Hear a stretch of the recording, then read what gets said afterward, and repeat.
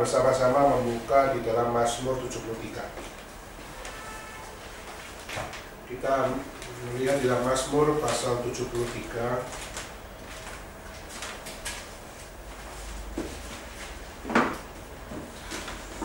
Dan kita akan membaca dari ayat pertama sampai ayat yang ke-28. Saya baca ayat pertama, kalian bacakan ayat kedua, kita baca silih berganti sampai ayat yang ke-28.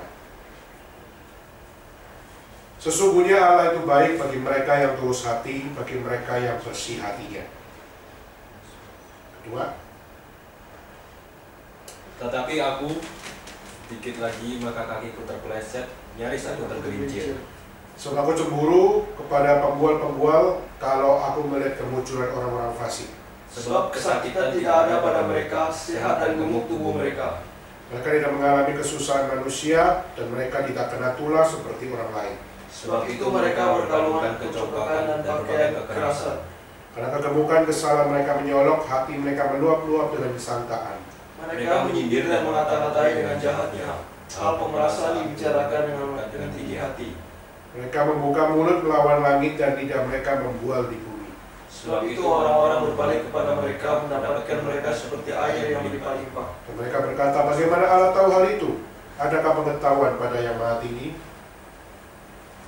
12. Sesungguhnya itu orang-orang fasik, mereka menambah harta benda dan senang selamanya. Sia-sia sama sekali, aku mempertahankan hati yang bersih, dan membasuh tanganku, tanda tak bersalah. Namun sepanjang hari aku kena tulah dan kena hukum setiap pagi. Seandainya aku berkata, aku mau berkata seperti itu, maka sesungguhnya aku telah berkhianat kepada angkatan anak-anakmu. Tetapi ketika aku bermaksud untuk mengetahuinya, hal itu menjadi kesulitan di mataku. Sampai aku masuk ke dalam tempat kudus Allah dan memperhatikan kesudahan mereka. Sesungguhnya di tempat-tempat licin kau taruh mereka, kau jatuhkan mereka sehingga hancur. Betapa binasa mereka dalam sekejap mata, lenyap, habis oleh karena kedahsyatan. Seperti mimpi pada waktu terbangun, ya Tuhan, pada waktu terjaga, rupanya mereka kau pandang hina. Ketika hatiku terasa pahit dan buah pinggangku menusuk-nusuk rasanya, Aku dungu dan tidak mengerti, seperti hewan aku di dekatmu. tapi aku tetap di dekatmu, engkau memegang tangan kananku. Dengan nasihatmu engkau menuntun aku, dan kemudian engkau mengangkat aku ke dalam kemuliaan. Siapa gerangan ada padaku di surga selain engkau tidak ada yang kuingini di bumi. Sekalipun dagingku dan hatiku habis lenyap, gunung batuku dan bagianku tetaplah Allah selama-lamanya. Sesungguhnya siapa jauh daripadamu akan binasa. Kau binasakan semua orang yang berjinah dengan meninggalkan engkau. Tetapi aku serahkan pada Allah, aku menaruh tempat perlindunganku pada Tuhan Allah, supaya dapat menceritakan segala pekerjaannya. Oke, sekian pembacaan firman Tuhan. Hari ini kita akan berbicara tentang integritas khususnya yang dibutuhkan oleh pemuda-pemuda Kristen. Saudara, integritas adalah sebuah hal yang kita bisa lihat di dalam kitab suci, bahwa integritas itu adalah gagasan dari Allah. Allah pada saat menciptakan dunia, di dalam apa yang Tuhan nyatakan di dalam kesucian dan juga di dalam kebaikan, kebenaran, di saat manusia juga dicipta menurut gambar dan rupa Tuhan, di dalam kebenaran Tuhan, di dalam hikmat Tuhan, maka sudah di saat manusia dicipta menurut gambar dan rupa Tuhan, manusia dicipta di dalam integriti Tuhan. Maka Tuhan kita itu bukanlah Tuhan yang tidak memiliki integritas. Our God is the integrity God. Tuhan kita adalah Tuhan yang memiliki integritas di dalam dirinya. Dan itu kita bisa lihat kalau kita melihat di dalam kitab suci, kita melihat di dalam pasal pertama ayat yang ke-26, kita akan menemukan ada sebuah integritas yang ada dalam diri Allah, yaitu dicatat bahwa apa? Di situ dikatakan, berfirmanlah Allah, baiklah kita menjadikan manusia menurut gambar dan rupa kita, supaya mereka berkuasa atas ikan-ikan di laut, burung-burung di udara, ternak dan seluruh bumi, dan segala binatang melata yang merayap di bumi. Manusia yang dicipta, dan juga setiap ciptaan, baik hewan maupun tumbuhan yang dicipta, di sini kita melihat ada hikmat yang Tuhan berikan. Tetapi pada saat kita melihat Tuhan di saat menjadikan manusia menurut gambar dan rupanya, Di sini kita melihat ada satu kata yang muncul, yaitu kita. Maka di sini kita melihat konsep Allah Tritunggal dibicarakan. Konsep Allah Tritunggal di mana secara pribadi kita melihat berbeda. Ada Allah Bapa, ada Allah Putra, dan Allah Roh Kudus. Adalah 3 pribadi. Tetapi 3 pribadi yang dibicarakan di dalam satu esensi, yaitu dibicarakan dalam satu yang namanya Tuhan. Maka kita melihat di sini the oneness of God menjadi gambaran the integrity of God. Satu Tuhan tetapi dalam 3 pribadi. Dan ini menggambarkan integrity itu menjadi sebuah gambaran harmoninya di dalam Tuhan. Dan bagaimana satu dengan yang lain tidak saling tumpang tindih, tapi antara Allah Bapa, Putra, dan Allah Roh Kudus, mereka satu hati, mereka satu visi, dan mereka konsisten satu dengan yang lain, dan mereka memiliki harmoni di dalam diri mereka. Maka di saat kita melihat manusia dicipta menurut gambar dan rupa Tuhan, pasti ada hikmat bijaksana yang Tuhan berikan untuk apa? Untuk manusia juga hidup di dalam sebuah integriti. Manusia juga hidup di dalam sebuah hal hikmat bijaksana. Sehingga di saat manusia hidup untuk menggambarkan keharmonisan Tuhan. Justru manusia hidup untuk menggambarkan bagaimana kita konsisten meskipun di dalam berbeda-beda tugas dan sebagainya. Maka di sini kita melihat di dalam integritas perlunya kita belajar harmoni, perlunya kita belajar konsistensi, perlunya kita memiliki satu di dalam visi, misi, dan aksi kita. Untuk kita belajar integritas itu adalah sesuatu yang harus ada di dalam diri seorang manusia, khususnya dalam konteks kita dan kita sebagai pemuda. Ya. Tapi pertanyaannya, saudara, banyak orang sudah tidak lagi menyukai kata integritas. Banyak orang sudah tidak bisa lagi melihat kata integritas menjadi sesuatu yang positif. Meskipun mereka nggak bisa memungkiri bahwa kita perlu integritas, tetapi manusia merasa sudah tidak punya lagi satu percaya diri dengan memiliki sebuah integritas. Pertanyaannya adalah why? Pertanyaannya adalah kenapa orang sudah tidak lagi percaya dengan kata integritas? Karena kalau kita melihat dunia hari ini rusak, gereja rusak, hukum rusak, semua adalah problemnya adalah karena satu, karena kehilangan integritas. Hamba Tuhan kehilangan integritas, hakim kehilangan integritas, ekonom kehilangan integritas, guru kehilangan integritas. Maka kehilangan integritas inilah yang menjadi satu hal troublemaker di dalam apa yang terjadi di dunia ini. Kalau kita tanya kepada orang-orang yang bekerja, kira-kira integritas apa yang sedang dipertaruhkan? Misalnya pertama, yaitu harta. Setiap orang nggak mungkin tidak mengingini harta. Maka di saat kita bergumul tentang harta, kalau saya bisa bekerja, lalu saya diberikan satu harta yang melebihi yang seharusnya saya terima, masa saya harus tolak? Maka akhirnya disitulah integritas mulai dipertaruhkan, dan akhirnya disitulah kita di saat berhadapan dengan harta, kita diperhadapkan dengan apa? Mempertaruhkan dignitas kita. Dignitas itu berarti jati diri saya. Saya orang yang bisa disuap atau tidak. Saya adalah orang yang gampang mengingini sesuatu atau tidak. Maka harta salah satu penguji, are you integrity or not? Itu hal yang pertama. Hal yang kedua, kalau kita tanya kepada orang bisnis, orang mengatakan bahwa kita mesti punya posisi, kita harus punya power, kita harus punya kendali. Kalau saya bisa mengendalikan sesuatu, maka di situ ada nilai tim, ada nilai lebih. Kalau saya nggak bisa mengendalikan apapun, maka di situ saya nggak bisa memiliki akan hal yang baik yang bisa saya hidupi. Maka kuasa menjadi penting, power menjadi penting. Dan saudara, orang yang sampai tergila-gila untuk mengendalikan sesuatu, orang yang tergila-gila untuk memperoleh sesuatu tempat, saudara, itu sebenarnya kita sedang diperhadapkan dengan satu problem integrity, yaitu apa? Saudara bisa jatuh di dalam satu hal, yaitu keserakahan. Saudara serakah mau kendalikan ini, saudara serakah mau kendalikan itu, dan akhirnya keserakahan itu akhirnya membuat apa yang saudara lakukan semuanya itu mengingini sesuatu power, tempat hanya untuk diri kita masing-masing. Akhirnya yang dipertaruhkan yaitu apa? Yang dipertaruhkan adalah spiritualitas kita atau tindakan kita, etika kita di saat kita mengendalikan sesuatu. Apakah saya sungguh-sungguh mencintai orang yang saya kendalikan, atau saya mencintai posisi saya yang mengendalikan, dan itu menjadi rusak di dalam dunia ini. Itu hal yang kedua. Hal yang ketiga yaitu tentang gaya hidup. Dan ini banyak sekali menjadi satu hal yang merasuki khususnya para pemuda-pemuda, dan ini terutama adalah pemuda-pemuda Kristen. Mereka mempercayai bahwa kalau gaya hidup saya itu tidak melebihi dari apa yang saya ada, maka saya menunjukkan betapa saya adalah orang yang kurang berhasil.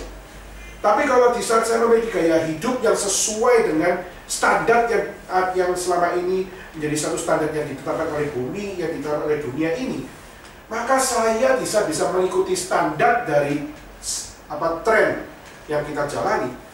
I prove who am I. Aku akan menunjukkan siapa diri saya.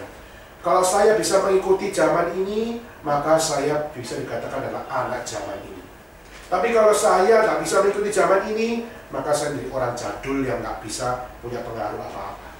Maka kalau saya mau punya teman, saya harus ikut gaya hidup yang sekarang.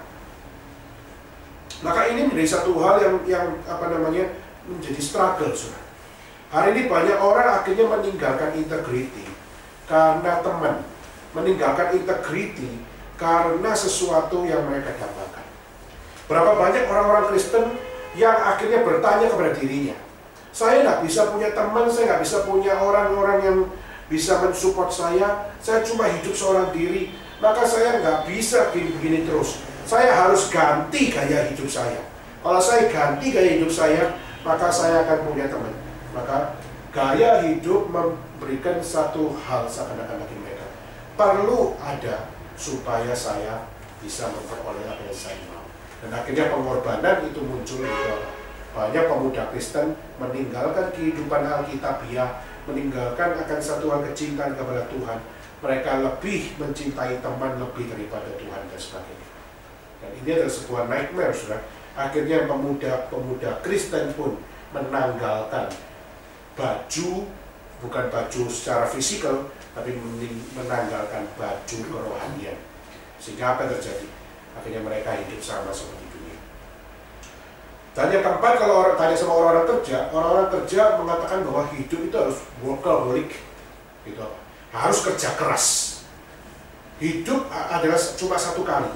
Dan untuk mewujudkan mimpi atau mewujudkan akan apa yang kita mau, itu juga cuma satu kali. Maka workaholic adalah satu hal, gaya hidup yang harus kita kerjakan. Kenapa? Karena kita hidup demi pekerjaan kita, dan kita bekerja untuk hidup kita.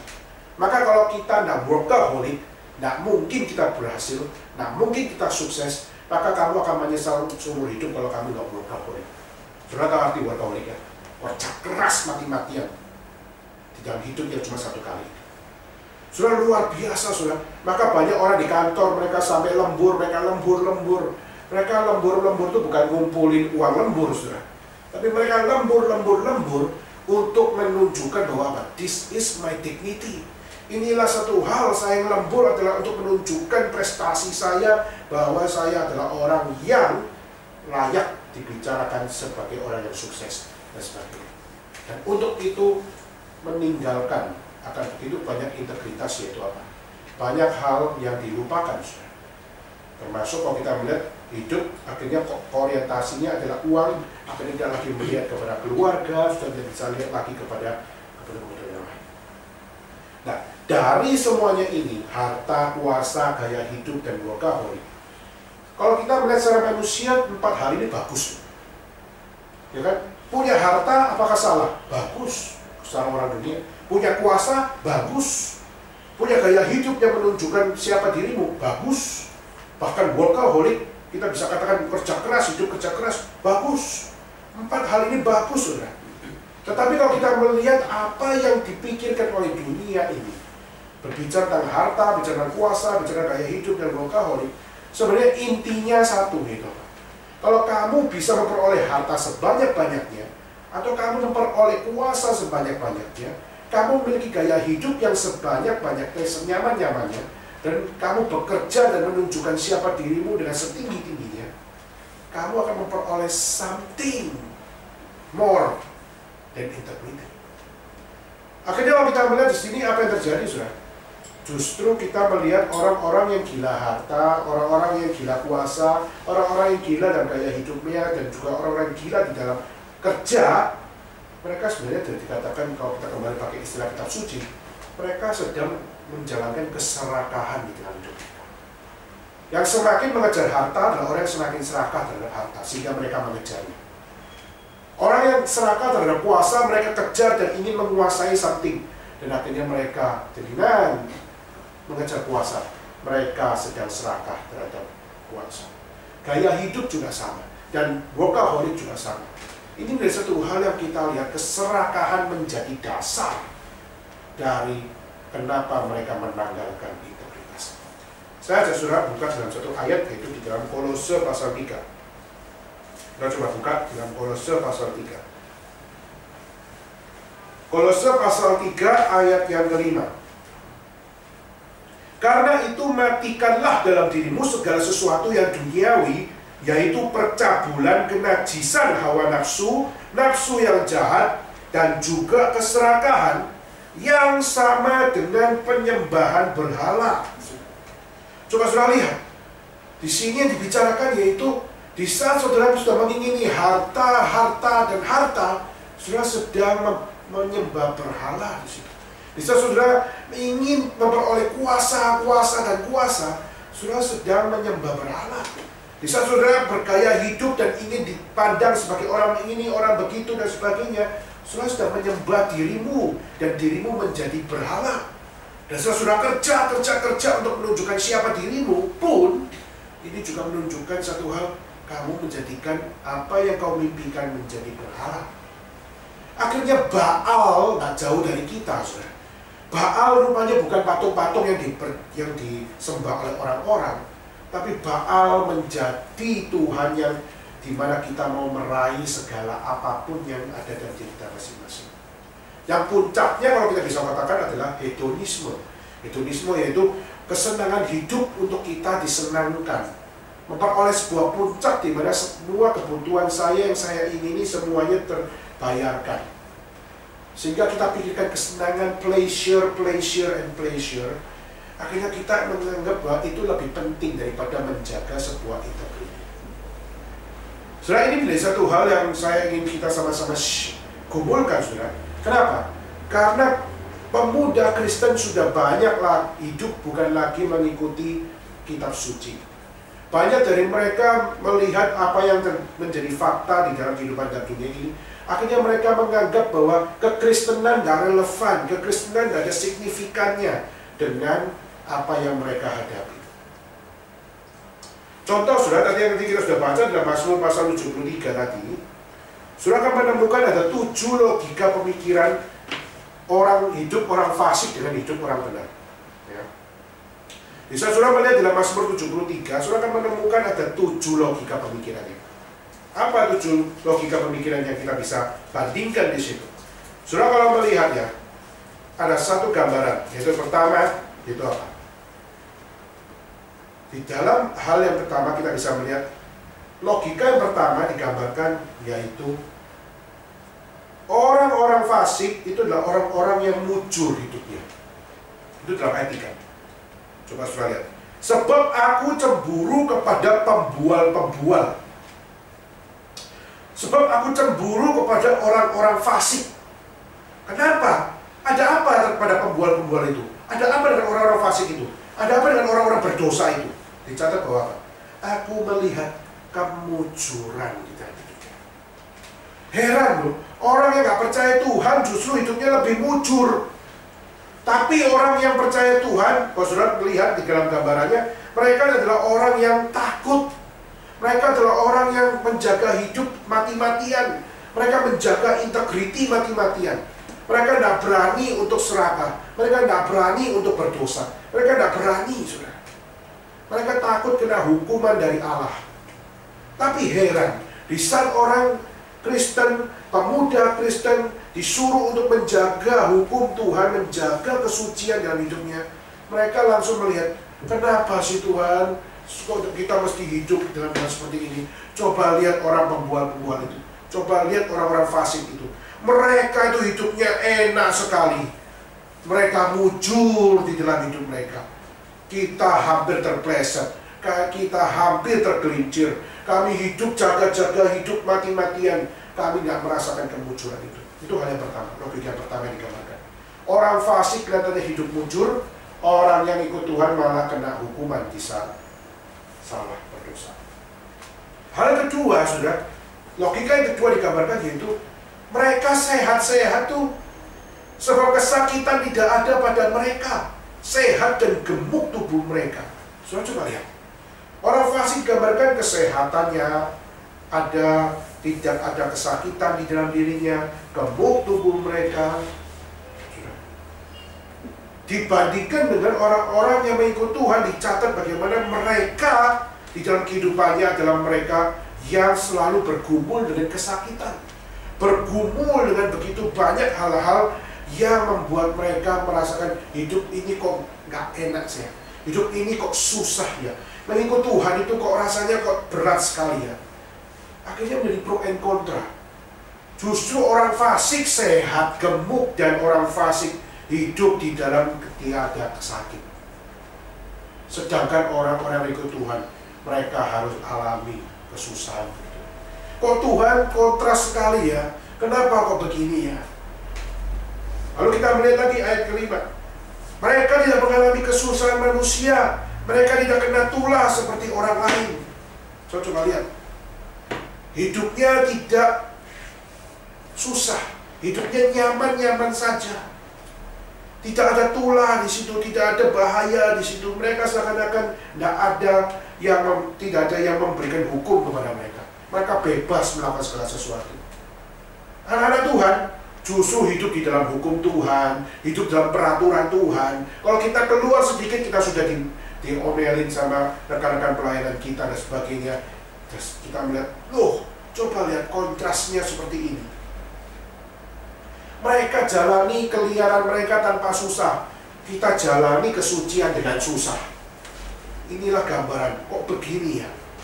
Jadi orang fasik kok kayak lebih enak ya daripada menjadi seorang yang menjaga integritas. Berikutnya sudah, ayat 6. Mereka berkalungkan kecongkakan, berpakaian kekerasan. Karena kegemukan kesalahan mereka menyolok, hati mereka meluap-luap dengan sangkaan. Mereka menyindir, mengatai dengan jahat, tinggi hati. Mereka bebas membuka mulut langit dan mereka membual.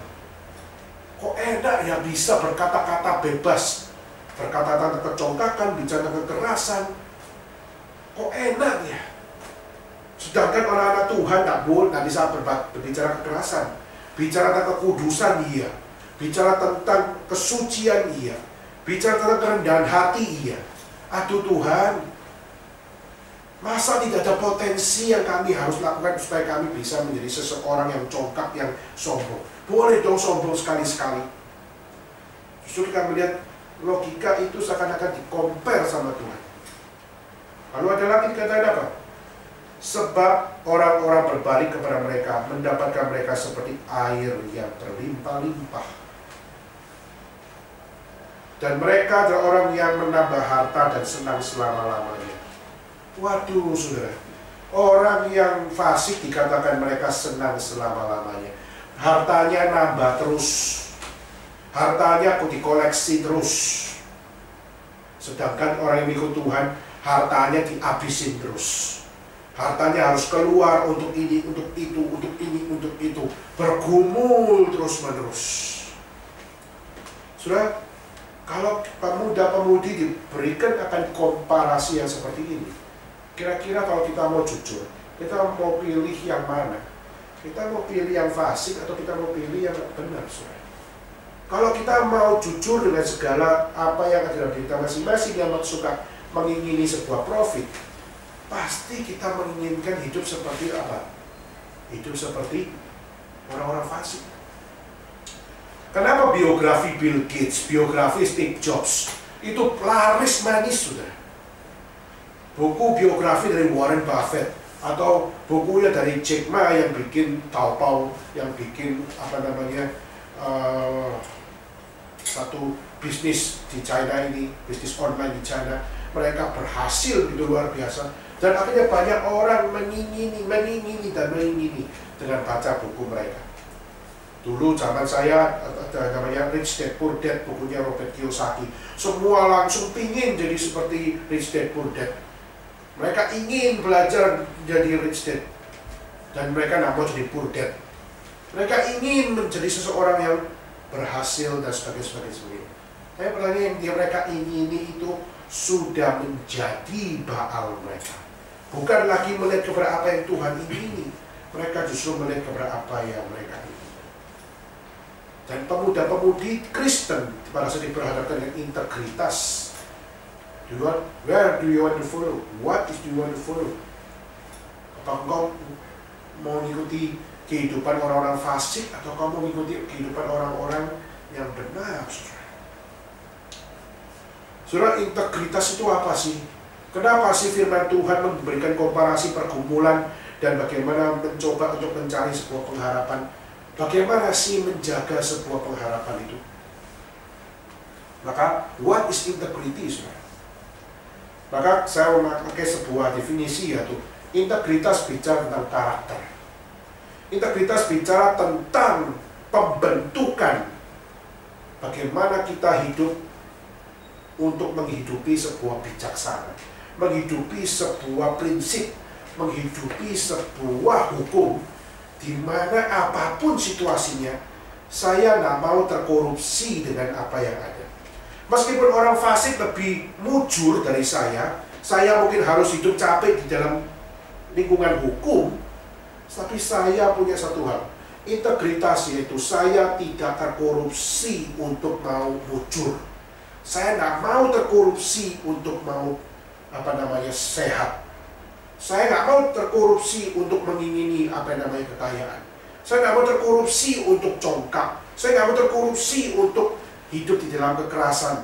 Saya nggak mau terkorupsi untuk mau senang menambah harta selama-lamanya. Maka itulah integritas. Integriti justru memberikan hal itu, saudara bisa menjalankan dengan uncorrupted apa yang seharusnya menjadi prinsip hikmat yang saudara seharusnya kerjakan. Bisa saudara bisa tidak terkontaminasi dengan kemunculan orang fasik, bisa saudara tidak terkontaminasi dengan apa yang bersifat menyenangkan hidup saudara, mencongkakkan hidup saudara. Maka itulah integriti. Maka integriti itu harus bayar mahal di dalam saudara memilikinya. Kalau saudara nggak tahu pernah ikut rekaman dari seminar dari RCRS, saudara, di mana waktu itu si wakil gubernur yaitu Ahok, dia menceritakan bagaimana dia waktu dicurangin sama orang-orang di saat dia apply menjadi gubernur di Bangka Belitung. Waktu dia apply, lalu di penghitungan suara, dia menang 7.000. Lalu waktu itu jam 2 siang sampai jam 7 malam lampu mati, dan setelah lampu mati di situ nggak bisa, kita nggak tahu datanya. Sampai malamnya setelah lampu nyala, akhirnya ketahuan bahwa Ahok kalah begitu banyak suara. Maka di sini ada kecurangan, yes, ada kecurangan yang terjadi. Lalu pada saat Ahok mengalami itu, akhirnya dia bilang, ini nggak bisa, ini harus dibawa ke mahkamah agung, ke mahkamah konstitusi. Lalu dia minta akan mahkamah pengadilan untuk apa? Memberikan akan satu hal keadilan. Tetapi justru di mahkamah keadilan, di pengadilan di situ, Ahok ditawari bahwa apa? Kamu mau jadi gubernur, kalau kamu jadi orang gubernur, 5 miliar kasih ke saya. Kalau lu mau bayar 5 miliar, langsung kamu gubernur. Ahok waktu itu merasakan bahwa saya adalah seorang Kristen. Saya lalu mau ingin menjadi seorang gubernur. Dan keinginan saya menjadi orang gubernur harus mengorbankan integriti saya untuk apa? Untuk bayar 5 miliar. Lalu akhirnya apa terjadi? Dia buka kitab suci. Waktu dia buka kitab suci, dia mengatakan bahwa apa? Orang yang congkak tidak mungkin dapat memuliakan Tuhan. Orang yang congkak hatinya tidak mungkin dapat menjalankan kehidupan yang diberkati oleh Tuhan. Akhirnya dia mengatakan, oh, orang yang congkak tidak mungkin akan menjadi berkat dan sebagainya. Lalu dia tanya kepada diri, saya mau seorang Kristen, saya mau jadi gubernur, dan karena saya mau jadi seorang gubernur, mau congkak menjadi seorang gubernur, saya mengorbankan integritas dengan membayar 5 miliar. Saya menurut adalah orang yang congkak. Saya merasa bahwa saya mengorbankan integritas hanya demi saya menjadi seorang gubernur. Maka saya adalah orang yang paling congkak. Kenapa? Karena saya menganggap apapun bisa dipakai, apapun bisa dibayar. Menjadi seorang gubernur posisi yang begitu tinggi, saya bisa beroleh dengan uang dan sebagainya. Maka Ahok pada saat merasakan dicurangi situ, lalu akhirnya untuk menjadi seorang gubernur harus bayar 5 miliar, dia keder hatinya. Tapi akhirnya dia berkata, tidak, saya tidak mau, saya nggak mau mengorbankan integriti. Lalu akhirnya diturunkan, sudah nggak usah 5 miliar, turun 1 miliar, cuma 1 miliar kok, jadi 4 miliar. Mau tidak? Akhirnya hatinya gentar lagi, aduh, perlu nggak ya aku bayar 4 miliar? Lalu akhirnya si Ahok itu cerita bahwa apa? Dia sudah dapat uangnya. Ada temannya berkata apa? Yang berkata, sudahlah Ahok, sudah gua siapin uang, gua yang bayar uang itu. Sudah kamu langsung gubernur aja. Wah, sudah lancar ini, sudah ada dananya, sudah ada restunya. Tetapi di saat itu Ahok merasa bahwa apa? Saya ini orang Kristen. Kedua, saya ini pengikut Kristus atau saya pengikut Barnabas? Maka akhirnya dia Barnabas. Maka dia akhirnya melihat kehidupan itu, saya sedang mengikut siapa? Saya sedang mengikut Tuhan atau saya sedang mengikut orang jahat? Akhirnya singkat cerita, saudara, dia tanya kepada istrinya bilang, terserah kamu ikut Yesus atau mau ikut Barnabas. Di saat itu hatinya tersentak bahwa apa? Bahwa saya tidak bisa hanya untuk mati-matian jadi gubernur. Saya membuang integritas saya tadi. Sudah, ini sebuah hal, gambaran sudah. Integrity bicara tentang karakter of the uncorrupted virtue. Untuk apa? Saudara bisa bebas menjalankan hukum dengan tidak terkorupsi, tidak terkontaminasi. Itu adalah sebuah harga yang mulia dari sebuah integrity. Pertanyaannya adalah pemuda Kristen yang seharusnya memiliki integriti justru mandul di dalam hal ini. Justru orang pemuda Kristen yang seharusnya memiliki uncorrupted virtue di dalam hidupnya justru yang mengorbankan integriti, membiarkan semuanya itu menjadi kontaminasi di dalam hidup mereka sebagai orang Kristen. Maka tidak heran sudah banyak orang Kristen justru di batu sandungan. Tidak heran bahwa orang Kristen menjadi akan caci maki. Dan tidak heran kalau orang Kristen menjadi bahan ketawaan. Kenapa? Uncorrupted. Yang seharusnya menjadi nilai dalam kekristenan justru menjadi corrupted di dalam ibadah Kristen. Maka sudah kita bersama-sama rindu untuk kita apa? What is our vocation sebagai seorang pemuda? What is our vocation sebagai seorang pengikut Tuhan? What is our vocation? Panggilan hidup kita itu apa? Di saat kita tahu, integrity is the character of the uncorrupted virtue yang harus kita hidupi sama-sama. Maka saya harus bagaimana, saudara? Maka saudara, kita coba membuka dalam satu ayat, yaitu dalam Efesus pasal pertama. Kita buka sama-sama. Efesus pasal pertama, ayat yang keempat. Efesus pasal pertama, ayat yang keempat. Itu apa? Sebab di dalam Dia Allah telah memilih kita sebelum dunia dijadikan. Supaya apa, saudara? Supaya kita kudus dan tak bercacat di hadapannya. Kata kudus dan kata tak bercacat di hadapannya kita bisa bicarakan di dalam sebuah integrity. Sebab di dalam Dia Allah telah memilih kita sebelum dunia dijadikan supaya kita memiliki integritas di hadapannya. Maka saudara, kita bisa sebagai seorang Kristen, saudara, integritas sudah ditentukan oleh Allah sebelum kita dijadikan. Sebelum dunia dijadikan pun. Kita dipanggil, kita dicipta, dan kita diberikan akan vocation sama yang sama. Yaitu apa? Vocation untuk berintegritas. Vocation untuk hidup kudus. Vocation untuk kita tidak bercacat di hadapan Tuhan. Maka saudara, panggilan kita adalah jangan diam kalau ada yang bobrok. Di saat ada yang tidak beres, kita harus berbicara tentang kekudusan dan bicara tentang tidak ada cacat. Kita harus berani men-sharingkan itu.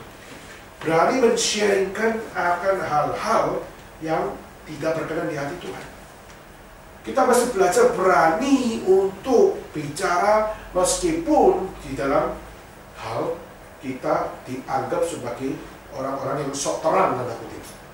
Dunia kita lihat sebagai satu dunia yang gelap. Kita merasa menerangi dengan kebenaran, menerangi dengan kesucian, menerangi dengan tidak bercacat celah. Kita akan dianggap sebagai orang yang sok terang di situ.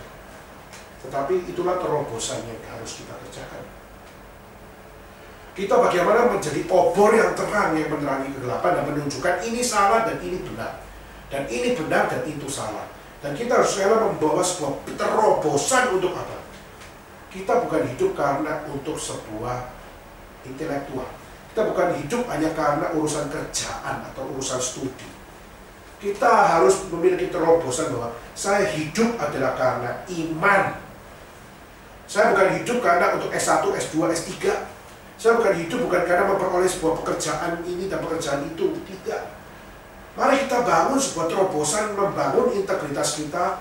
Saya mau membangun integritas karena iman. Karena Tuhan yang sudah pilih saya. Sebelum saya dilahirkan, sebelum dunia dijadikan, Tuhan sudah memilih saya untuk saya harus berintegritas di hadapan Tuhan. Dan itu terobosan yang harus dibangun. Yang harus dinyalakan lampunya. Untuk apa? Untuk kita membangun sebuah integritas di dalam hidup saudara saya. Dengan tanggung jawab iman kepada pencipta kita. Maka Allah memanggil dan Allah menebus saudara dan saya itu adalah supaya kita bisa tetap menjaga hidup dengan benar, dengan suci dan tak bercacat, dan kita bertahan menghadapi setiap tantangan zaman yang terus. Saudara, di dalam kita pelayanan pun, saudara, misalnya di dalam dunia pelayanan kita juga akan melihat tantangan-tantangan seperti itu. Kita melihat bagaimana ada orang-orang yang melihat kenapa kamu bisa begitu aktif di dalam hal ini. Kenapa aku cuma pelayanan di sini aja. Dan kamu bisa lebih di situ, kamu lebih di situ. Sudah di dalam pelayanan di China kita melihat ada yang bisa sampai begitu dipakai Tuhan sampai bisa menyampaikan firman Tuhan. Ada yang nggak bisa menyampaikan firman Tuhan, cuma bisa urusin hal ini dan hal itu. Tetapi sudah akhirnya mereka di dalam pelayanan pun kita melihat akhirnya mereka bukan saling satu dengan yang lain saling membangun di dalam melayani Tuhan. Tapi akhirnya justru di dalam pelayanan pun, pemuda Kristen pun di dalam pelayanan pun, kita melihat akhirnya muncullah uncorrupted virtue yang seharusnya dihidupi menjadi corrupted virtue. Akhirnya kita lihat gereja penuh dengan kompetisi. Akhirnya kita melihat gereja penuh dengan emang ini cuma lu yang bisa begini, gua juga bisa begini. Akhirnya pelayanan menjadi kompetisi, banyak orang akhirnya bertanding di dalam gereja. Akhirnya kita melihat banyak dari pelayanan tidak ada lagi integritas di dalam dirinya. Yang ada adalah kompetisi, yang ada adalah sebuah pertandingan di dalam gereja. Ini mengerikan, saudara. Saudara hidup bukan di dalam pilihan saudara.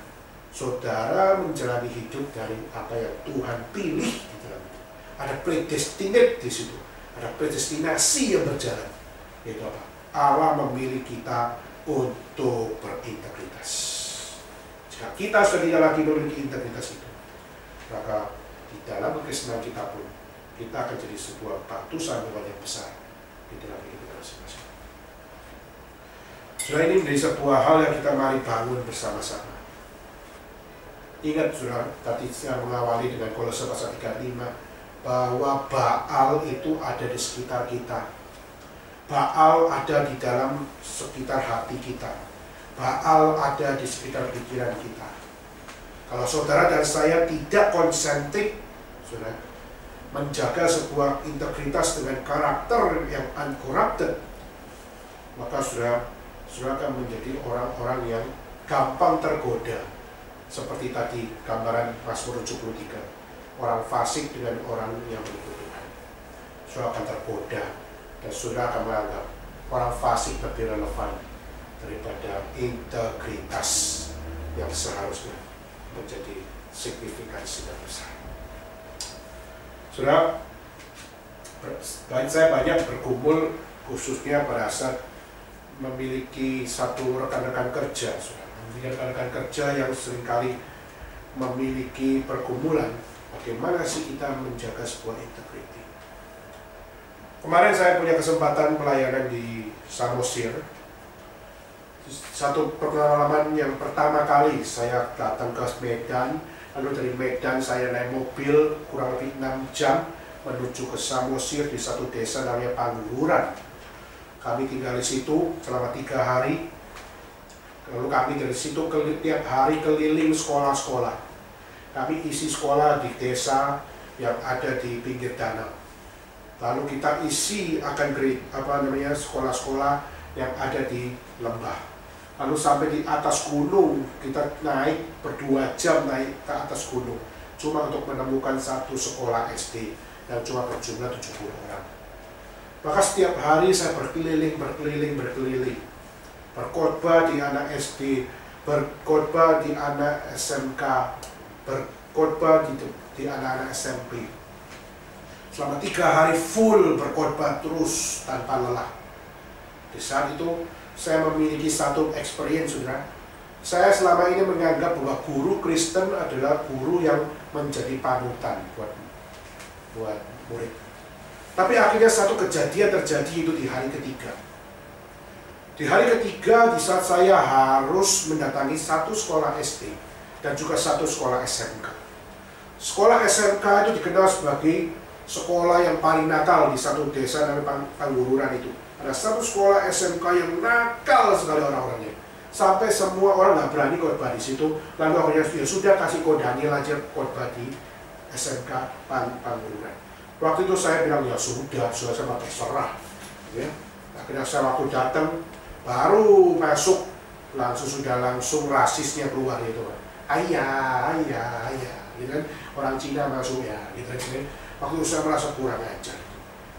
SMK ini baru belum kenal, belum salaman, belum apa. Kamu sudah ayah. Akhirnya saya tetap dengan senyum. Tapi waktu saya berkhotbah, saya bicara tentang dignitas. Dan saya bilang, siapa dari kalian yang berani mengatakan bahwa dirimu jauh lebih baik daripada orang yang kau anggap, yang kau lihat, yang kau berada di sekeliling kamu. Lalu akhirnya kita sama-sama berdosa. Saya mata boleh sipit, tapi saya orang berdosa. Matamu mungkin juga besar, tapi kamu juga orang berdosa. Kita semua butuh Tuhan. Waktu akhirnya semua yang awalnya nakal-nakal akhirnya memperhatikan dengan seksama apa yang saya katakan. Sampai terakhir saya bilang, siapa yang mau berkata bertobat di hadapan Tuhan? Akhirnya banyak dari mereka angkat tangan. Dan saya bersyukur bahwa rupanya hari ini di SMK yang paling corrupted dengan pengikut saya, justru mereka dapat nangis dan berkata saya mau bertobat. Dan saya masih bersyukur. Kepala sekolahnya pertamanya garang sekali sama saya. Tetapi kenapa dia melihat saya ini ngapain? Khotbah terus. Kita semua juga pergi ke gereja kok. Ngapain harus khotbah tentang KKR regional dan sebagainya. Tapi saya dengar khotbah, akhirnya dia berkata, terima kasih, kapan datang lagi? Saya bilang, mungkin tahun depan saya datang lagi. Lalu, tapi itu bukan yang saya mau sharingkan. Yang saya mau sharingkan adalah di saat saya masuk ke satu sekolah SD. Atau saya datang ke sekolah SD itu, saya nggak ngerti bahasa Batak. Lalu pada saat itu gurunya menerima kami. Lalu saya bilang, saya dari STEMI, saya mau berkhotbah di sini, saya mau men-sharekan good news kepada anak-anak untuk dari kecil mereka dapat memahami firman Tuhan dan menjadikan dengar Injil sebagai momen mereka dapat bertobat. Lalu gurunya lihat, kepala sekolahnya lihat saya dari atas kepala, rambutnya naik-naik gitu ya. Lalu lihat mukanya, waduh, gendut gitu kan. Lalu lihat perutnya, maju. Lalu lihat sepatunya, wah keren gitu. Setelah itu akhirnya ngomong pakai bahasa Batak. Waktu ngomong sampai pakai bahasa Batak, lalu semua guru-guru ketawa. Saya tahu pasti saya ketawain. Ya. Tapi saya bilang, bagaimana? Boleh tidak? Saya bilang begitu. Akhirnya dia mengatakan, ada apa nggak yang bisa dikasih ke kita? Maksudnya, ya Bapak kan mau khotbah di sini. Ya ada berkat apa yang bisa diberikan kepada kita gitu. Saya nggak ngerti, saudara. Mereka bilang, yuk, saya membawa firman Tuhan, Bu. Saya bawa tentang Injil Yesus Kristus. Saya pertama nggak tahu. Tapi akhirnya keluar dari mulut dia sendiri dan sudah berkata, oh ya sudah, membawa Injil, tak apa-apa. Saya awalnya sih kira Bapak bawa uang buat kami, bawa sedekah buat kami, bawa akan sedikit buat kami. Waktu saya dengar kata uang, saya langsung, bahwa saya membawa Injil, kamu minta uang. Pertanyaannya, kamu tahu tidak, Injil lebih besar daripada uang. Saya untuk berkhotbah di sekolahmu, aku harus bayar. Seharusnya kalau mau jujur, kalau saya datang ke sekolahmu, kamu yang harus bayar. Kenapa? Karena saya membawa good news. Tetapi sudah di situ yang terjadi yaitu ibu kepala sekolah itu justru mengatakan, ya sudah deh kalau nggak ada uang, itu bolpen yang ada di saku Bapak itu kasih saya aja. Saya waktu dengar gitu kurang ajar, malak itu namanya, teman. Tapi akhirnya dia bilang, sudah coba boleh lihat bolpennya. Akhirnya saya kasih gitu. Lalu dia pakai. Setelah dia pakai, dia bilang, bagus buat saya ya, terima kasih ya. Gitu kan? Terima kasih ya Pak. Saya berkata tidak. Sudah. Saya datang membawa good news lebih besar daripada bolpen. Dan bolpen itu saya butuhkan dalam pelayanan saya. Maka terima kasih Bu. Saya minta. Langsung ibu kepala sekolah itu dan mukanya tidak enak bilang, jadi nggak dikasih nih, jadi nggak dapat apa-apa nih kita. Sudah tidak. Sekolah ini akan dapat firman Tuhan. Akhirnya dikembalikan. Jadi saya boleh berkhotbah Bu? Saya mulai serius. Jadi boleh berkhotbah Bu? Ya boleh berkhotbah, silakan. Waktu berkhotbah, kita dengan serius berkhotbah. Setelah selesai, ibunya bilang, saya senang loh dengan khotbah tadi. Sangat tersentuh. Saya khotbahkan untuk anak-anak, tapi saya juga tersentuh. Kapan datang lagi? Akhirnya sudah satu demi satu perilaku-perilaku yang tidak beres dan guru-guru mulai satu demi satu. Mereka merasa guilty bahwa not every Christian are purely Christian, dan itu sebuah hal yang benar. Tapi herannya itu sekolah yang sudah sangat bagus, sudah di desa itu termasuk sekolah yang bagus. Kenapa? Karena pemandangannya begitu indah sekali. Di Samosir itu indah kayak surga, sudah. Walaupun belum pernah pergi surga, tapi ada suatu gambarannya itu indah sekali. Tapi herannya di pinggir danau ada satu sekolah yang jelek sekali. Semuanya dari kayu-kayu yang nggak punya warna. Semuanya itu seperti kayu gosong dijadiin tembok dan sebagainya. Sekolah yang kecil, tapi muridnya 100 lebih. Waktu saya bilang, saya mau berkhotbah di sini. Kepala sekolahnya waktu datang menemui saya dengan merokok dan bertanya, siapa, dari mana ini? Oh, ada Bapak Pendeta ya? Oh iya. Bersyukur ada yang datang. Ya sudah, boleh khotbah. Akhirnya waktu khotbah, kami boleh dengar yang guru-gurunya. Oh silakan Pak, dengarlah firman Tuhan. Terus saya khotbah dari awal sampai akhir. Setelah khotbah, di pinggir danau kita khotbah. Apa yang terjadi? Selesai, Bapak kepala sekolah itu bilang, ini harus ada terus-menerus. Sekolah ini butuh firman Tuhan untuk anak-anak yang seperti yang Bapak sharingkan. Kami rindu terus-menerus ada firman Tuhan yang begini. Gereja kami punya gereja, kami punya akan satu kehidupan gerejawi, tapi kami nggak pernah digairahkan dengan Injil yang seperti itu. Saya senang dengan satu hal seperti itu. Kami mau lebih benar lagi jadi guru, dan murid-murid kami mau ajar dengan lebih benar lagi. Saya dengar itu juga senang. Akhirnya saya melihat firman Tuhan itu powerful untuk merubah hidup seseorang, powerful untuk merubah orang-orang yang tanda kutip fasik untuk apa? Bisa belajar menghidupi uncorrupted virtue di dalam hidup mereka. Dan akhirnya bapak itu yang tadinya yang merokok itu, akhirnya apa? Dia bilang, saya kasih persembahan untuk apa? Untuk bapak beli minum. Waktu itu saya terima dan saya berkata, Pak, saya terima uangnya, tapi saya akan serahkan ke gereja. Karena apa? Karena saya melayani Tuhan dan saya tidak menerima uang apapun. Karena saya memang datang untuk pelayanan dan memang tidak akan menerima uang. Bapak itu langsung lebih semingat lagi, lebih sukacita lagi. Ini pemuda adalah pemuda yang memang jujur mau pelayanan. Saya kasih uang, tapi dia berkata, ini bukan buat saya akan serahkan ke gereja. Dia mengatakan, anak muda harus semuanya belajar dari Bapak. Terus saya dengar begitu, saya belajar mengatakan, puji Tuhan. Lalu sudah, itu sekolah jelek sekali. Tapi persembahan itu masa saya serahkan kepada tim dari STEM. Saya nggak lihat berapa. Waktu dibuka sama tim STEM, kaget. Cepet ceng, 100.000. Sekolah jelek, sudah. Sekolah dengan bukan bentuk yang sekolah yang benar-benar sekolah. Itu udah kayak gudang, sudah. Itu sekolah udah kayak gudang, nggak bukan sekolah bagus. Tapi kepala sekolahnya memberikan 100.000 sebagai ongkos supaya saya bisa keliling lagi membeli minum, lalu menguatkan saya makan BPK, ya, makan babi batak karu. Supaya apa? Supaya lebih kuat lagi dalam pelayanan. Saya langsung merasa bahwa dia kasih cepet. Ya. Sekolah itu nggak kayak sekolah, kayak gudang babi mungkin. Tapi gila, kasih cepet. Dan situ kita akan melihat bahwa apa? Mereka memberi dengan sukacita. Mereka memberi dari kelemahan yang ada pada diri mereka. Mereka memberi dari apa yang terbatas dalam diri mereka. Saudara, inilah pembelajaran integritas.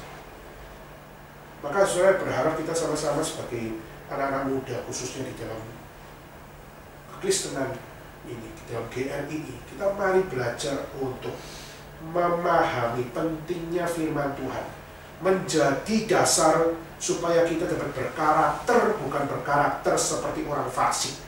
Tapi dengan firman Tuhan kita belajar berkarakter di dalam uncorrupted virtue untuk kita menjadikan hidup kita jadi berkat buat orang lain. Sehingga kita tahu bahwa apa? Integritas bukan sesuatu pilihan. Integritas adalah sebuah panggilan hidup, di mana Tuhan sudah memilih kita untuk hidup berintegritas. Maka kenapa kita tidak hidupi integritas? Maka sharing ini dalam menjadi satu sharing yang kita sama-sama kumpulkan. Kita punya pekerjaan, kita punya studi, sudah. Mari kita berbagian di dalam orang-orang yang menghidupi sebuah integritas. Belajarlah seperti Daniel, belajarlah seperti Yusuf, belajarlah seperti Rasul dan Nabi yang belajar memahami integritas mereka. Mari kita sama turun kepala, kita bersama.